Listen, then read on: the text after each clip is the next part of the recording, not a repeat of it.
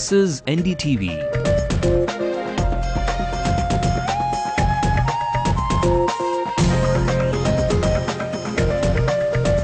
And you're watching NDTV Hindu.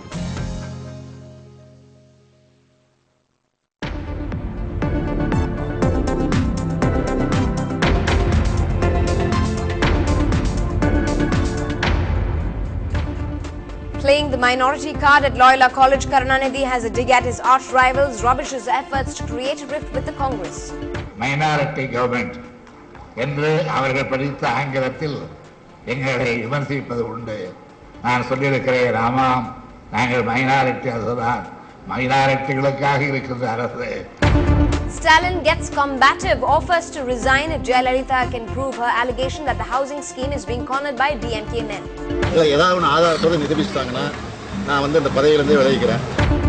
On the 39th day, the striking workers of NLC finally get their hike.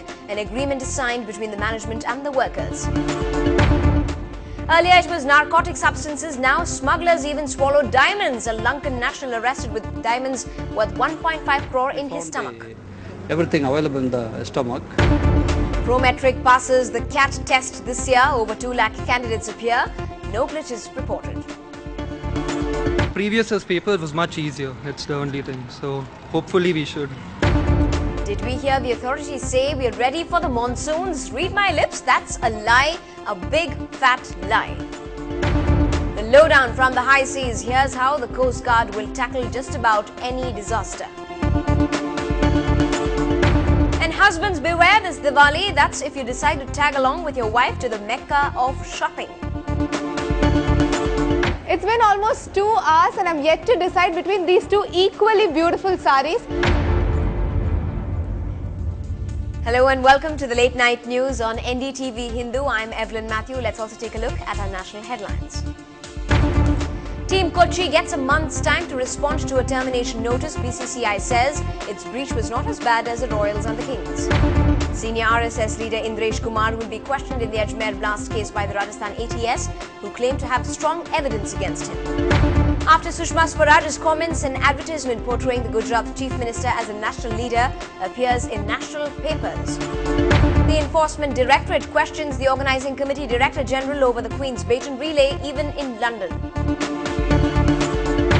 Caught on tape, a killer mother who threw her baby daughter out of the hospital window. And the day after it's declared a heritage animal, an elephant calf is beaten to death by a mob in Assam.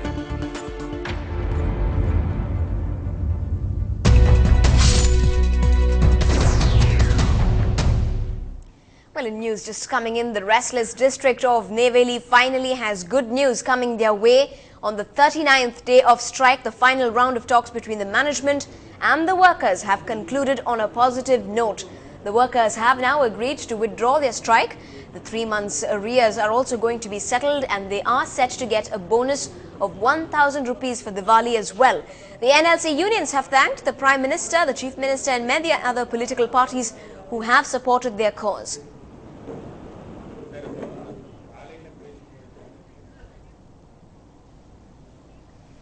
And joining us for more inputs into that story is our reporter Shabir Ahmed, who has been tracking that story very closely. Shabir, it's been 39 days now. What really took the management to come out with this before? Take us through what happened at the meeting today.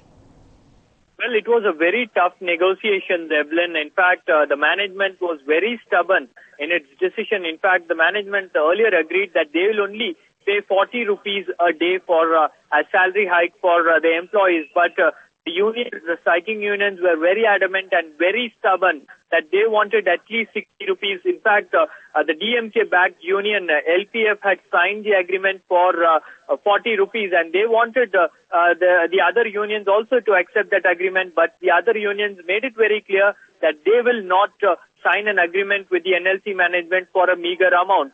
And now they have got 20 rupees extra and they have agreed to sign an agreement. And also the DMK was playing a sort of spoil sport and during the talks. That is what we have been told by some of our sources inside from the striking unions.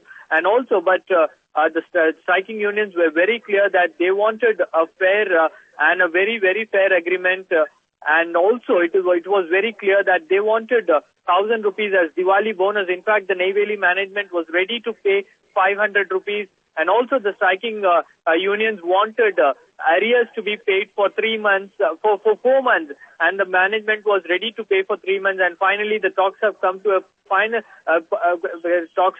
a conclusion, and it was very clear. It was a positive note for the NLC workers. It was a great victory for them. That is what the unions addressed a press conference short while ago and told us, and they thanked Chief Minister M. Karunanidhi, Prime Minister, for taking this initiative forward and bringing the strike to an end. From tomorrow or tonight onwards, they will be reporting to duty. Almost all the 13,000 contract workers will be reporting on duty, and things will get normal in Neyveli. And it's a huge relief for the Neyveli lignite management. And also one bad news is for the DMK, that it is a major setback for the DMK party's the DMK party's labor union, because they have signed an agreement ahead of all the other unions, and it was for 40 rupees, and all the other unions have signed for 60 rupees. So it's a major setback for the ruling DMK's union in this trade union struggle.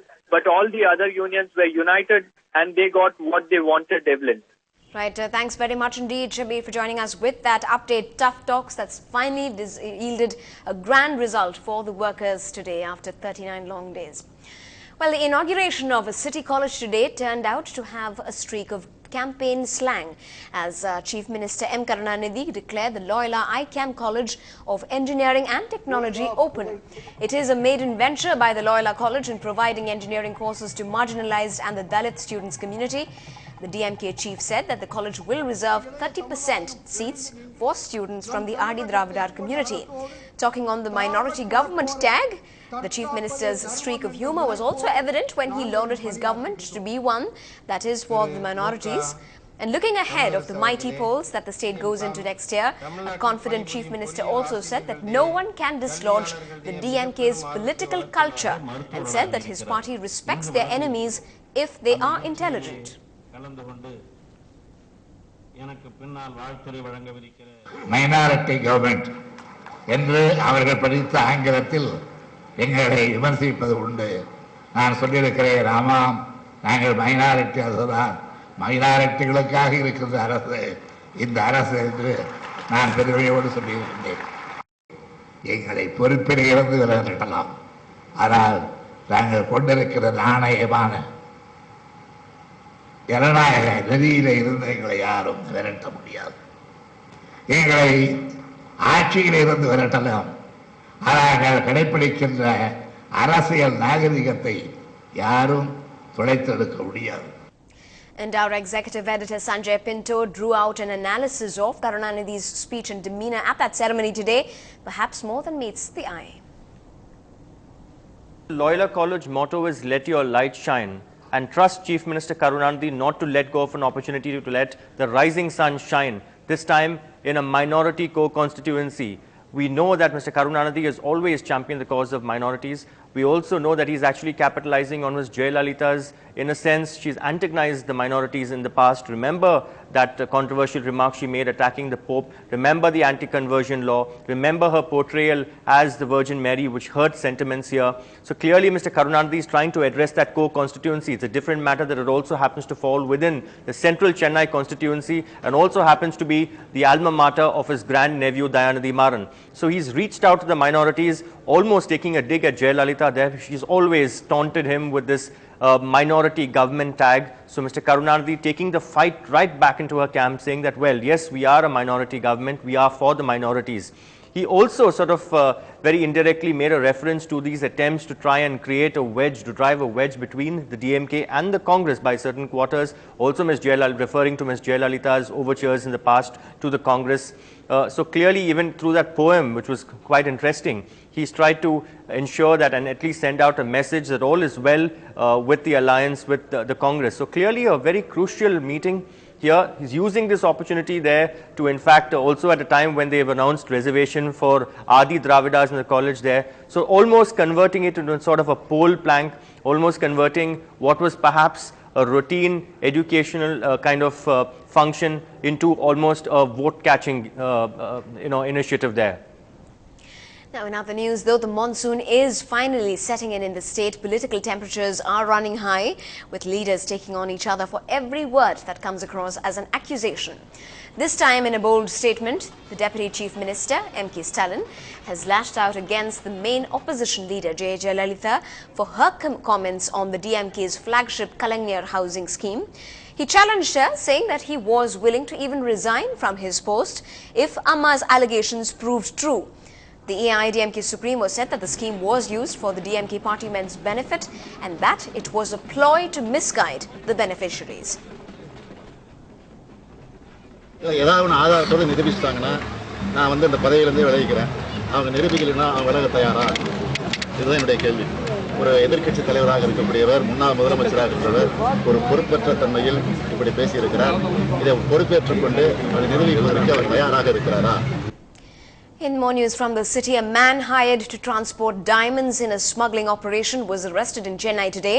He had concealed the precious stones estimated to be worth more than 1 crore rupees inside his body. Salim brings us this story.